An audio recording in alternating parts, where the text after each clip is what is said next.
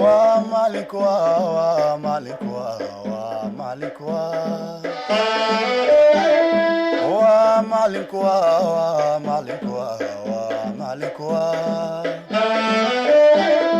مسكحدي دوني ذو ملاسن موجده هيدا مسكحدي دوني ذو ملاسن موجده هيدا كلاميرتي معني سيماركي قرصونا كلاميرتي معني سيماركي قرصونا ومصباحي كاهيسو مانكا عيني مقدقي كميري ومصباحي كاهيسو مانكا عيني مقدقي كميري مرتدى دوح أقونتيسا برو لغا ممارمي مرتدى دوح أقونتيسا برو لغا ممارمي هم وغانين تاريخ ذا مع اللي هي بسم الله الرحمن الرحيم إلهي أيام هذا ودانو سقناتي maanta oo ay tahay bisha koobaad 9 tahay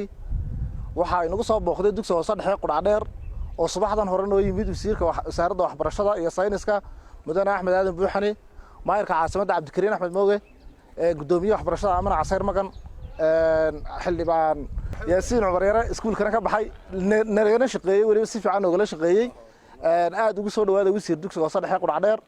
dugsiga wasiir iska wuxuu qabsaan wax kaga qabanay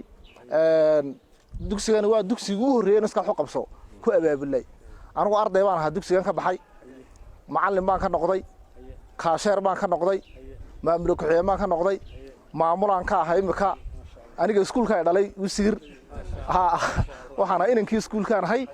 dugsigan iska wuxuu qabso ayaan isku kaashanay markii ugu horeysay markan 15 jeer baan u dhignay adarkayso waxa weeyaan 1360 mitir square oo marmar weeyaan waxaanu sameeynay contribution abaabul baanu sameeynay bal inaanu boardka iyo dhaska iyo sidoo iskuulkan aan waan hore wax ugu dhigan jiray iyo bal xaaladii ka duwan ee ardaydan wax ku bartaan ayaanu ku dadaalay dawad arkaysa dugsiga quruxda badan ee nadiifta ee aad iyo aad ku cajiibka inkastoo maayirku dugsiyada kale hagaajiyay marka dhaafayna konton kun oo dollar la galiyay oo aad iyo aad loo qurxiyay haddana anagu waxaan ku dadaalaynaa kala kaanka yagaas ayaa waxa weeyaan ma taqaanaayay soo shiidashada sameeyay dugsigan waxaan isku kaashanay iskaashi bulshada aan ku dhisnay dugsigu maalinkii aan ugu maamula ka noqday 1300 arday baa dhiganayay maantana waxa weeyaan wasiir waa 2230 arday baa dhiganaya enrollment ardaydu saas u kordhay waqtiyadii hore waxa gali jirtay laga yaabo marka qaar kood inay 70 arday uuli la qoraa dhici jirtay maantana uulada fasalka koobaad ee dugsiga aan qoraysan dugsiyeedka bishii 8aad aan diiwaan gelinay waxa weeyaan 350 arday weeyaan halkaas aad ka garanaysaa maartay dugsigii waan tayeynay kumeenan dadaalino kaliya ta bilicdiisii afartii sano ugu dambeeyay hal arday dugsiga ka mudcay wasiir dugsigan cid walba way timid adaa maanta wasiirkii waxbarashada oo muddada yar kooban jooga wadiga nala jooga cid kasta way soo booqatay waa noo dhiirigelin iyo tilmaan iyo toosin waa dugsiga madaxweynaha qaranku buugaagta manhajka wasaaradda waxbarashada markii ugu horeysay oo la qaybiyo bilaash loo qaybiyo arday walba la haado waqtiyada hore waa la iibsan jiray waa dugsiga lagu daafuray weeyaan oo ka madaxweynaha oo qaybinaya halka inooga muuqda